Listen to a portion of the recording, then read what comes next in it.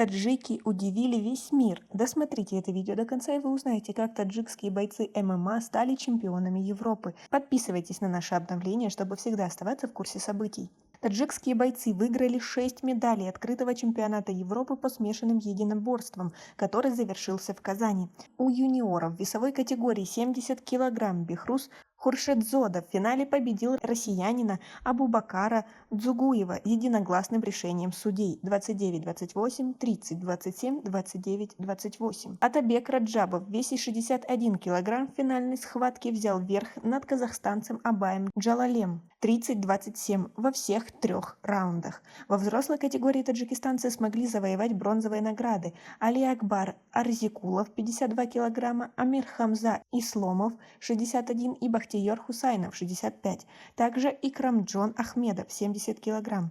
Чемпионат Европы – это первый постпандемийный турнир Объединенной международной федерации смешанных единоборств на континенте.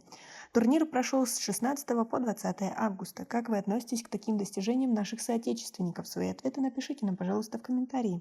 Также на чемпионате Европы в Казани приняли участие более 250 спортсменов из 15 стран. Столицу Татарстана посетили бойцы смешанных единоборств из Армении, Болгарии, Финляндии, Греции, Италии, Казахстана, Новой Зеландии, Польши, Португалии, России, Испании, Таджикистана и Эстонии. Смешанное единоборство – это лицензированный вид спорта в России. Поэтому турниры по ММА – это не мордобой в привычном представлении обычного человека. Чемпионат в Казани проводится по международным правилам, а все участники соревнований полностью защищены. Они выходят в октагон в защитной экипировке, которая покрывает ноги и пах, а также в шлемах.